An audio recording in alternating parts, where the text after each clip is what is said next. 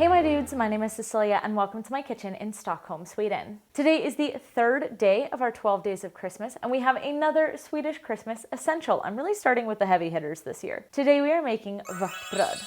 Vörtbröd is a heavily spiced bread that is traditionally served at the julbord, or Christmas table. It's named after Wort, Vört, which is the liquid extracted from the mashing process when brewing beer or whiskey. This bread is lightly sweet, a little bitter, and great with a slice of Christmas ham. Before we get started, let's talk about some of the more specialized ingredients in this. Unless you make beer yourself, wort can be really hard to get your hands on. Even here in Sweden, where every bakery is selling Vörtbröd, it's almost impossible to get your hands on actual Vört. Even most of the bakeries don't use real wort. They use a product called Vört or bakery wort, which is a syrup that is made specifically for this purpose. But I wanted to get as close to the real thing as I possibly could, so all the liquid in this bread comes from beer. It is very important that you use a stouter or a port here. Do not use any type of beer that is lighter than that. I am using this Carnegie Stout because Swedish bread, Swedish beer, but go ahead and use Guinness. That's gonna be your best bet if you can't get your hands on this. Yet again, do not use any type of light beer and especially do not use any sort of IPA. Even like an amber lager is not gonna be dark enough. It needs to be stout or porter. To get the sweetness, but also the maltiness we're looking for, I'm using a product called brödsirap. Now this is also a pretty specialized product. I'm pretty sure in the States this would be called malt syrup. In Swedish this translates into bread syrup. I don't really know where you buy malt syrup. I know that my bakery friends in the US use it, sometimes for croissants, sometimes for other breads, but I've never seen it at like a Whole Foods or a Ralph's or something. The best substitutes are going to be mörksirap, molasses, or even honey. Please do note that so much of the flavor of this bread comes from the beer and the syrup that you use. If you use a lighter beer and a lighter syrup, you're gonna get a lighter bread that tastes one way, and if you use a darker beer and a darker syrup, it's gonna have a different flavor profile. The last special ingredient in this bread is pomeranskal. This spice is dried and then powdered bitter orange peel. I have never seen this in the States. If you can get your hand on it or bitter oranges that you can zest, great. I love that for you. Otherwise, normal orange zest is going to work. I know this recipe has a lot of Sweden-specific ingredients. Sometimes regional food needs regional ingredients. But anyways, let's just get started. Into a very large pot, pour 2 bottles of stout or porter and bring to a boil. The pot needs to be seriously large as the beer foams up tremendously when it first boils. Reduce by half. Weigh out 225 grams of liquid and then set to the side to cool. Into the bowl of your stand mixer, pour in 225 grams of the cooled reduced beer and 10 grams of fresh yeast. Whisk those together and then add 85 grams of flour and 60 grams of fine rye flour.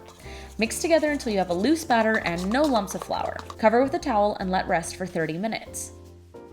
Once rested, throw in 190 grams of flour, 45 grams of fine rye flour, 60 grams of bread syrup, 25 grams of butter, 5 grams of salt, and 3 grams each of cardamom, cloves, cinnamon, and pomeranskal. Place the bowl on the stand mixer and using the hook attachment, mix on slow for 5 minutes. Throw in 50 grams of raisins if you wish, and mix on slow for another 5 minutes.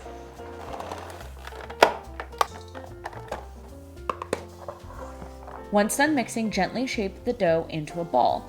Place back into the bowl, cover with a towel, and let rest for about 40 minutes. Take the dough out of the bowl and reshape. We've knocked the air out. We've rounded it to create another smooth surface, but it feels really tight. We just want it to sit here for 15-20 minutes and relax again before we can shape it.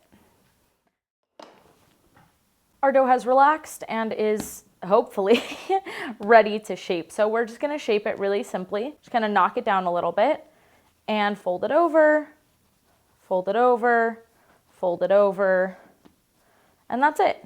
Kind of want to pinch together this bottom seam, but oops, raising down. It really just needs to be kind of like a football shape. You can kind of pinch the edges or the corners here or the ends. If you want to make it even more football-y, cool. Easy. tray, parchment, pop this baby on there, plunk. And now we just need to let this rest and proof for 45 minutes to an hour. By far and away the hardest thing with this bread is that it takes time. There's a lot of stopping and starting, but like all of the techniques involved are super easy.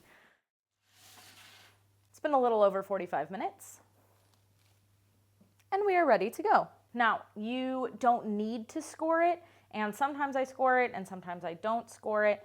I'm gonna score it today just for funsies. I might regret this, I don't know. When you score it, you wanna go in at an angle. So you don't wanna cut this way, you wanna cut at an angle going around the entire football. And I like to cut fairly deep, actually. We'll see if I regret that.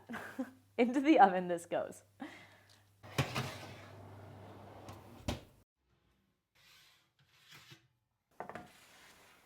As soon as it comes out of the oven, we want to brush with some melted butter, and I like to brush really pretty liberally here. This is gonna help soften up that crust. It gives it a really kind of nice, dull shine, and obviously it makes it extra delicious because butter makes everything delicious. It also really helps enrich and darken the color. Like, this is the color of Vört. It should be a rich, dark brown, and the butter really helps it get there.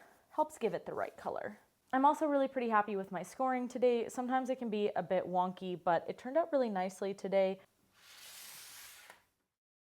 You need to let the bread cool for at least an hour. I know that we all love to eat warm bread. I get it, I really do, but it is so much better once it's cooled down. You can always reheat it. It's just that the gluten and everything inside the bread, I don't know, science, whatever, really needs to just gel and kind of solidify. And if you cut into it while it's hot, it's just gonna make a gummy mess. So have some patience, which I, for once in my life, have had today. And we're gonna cut into it. Gorgeous, look at that. Can't eat bread without butter. I'm not gonna eat this entire slice, this is large. Ooh, that's a lot of butter. Nice. A little salty.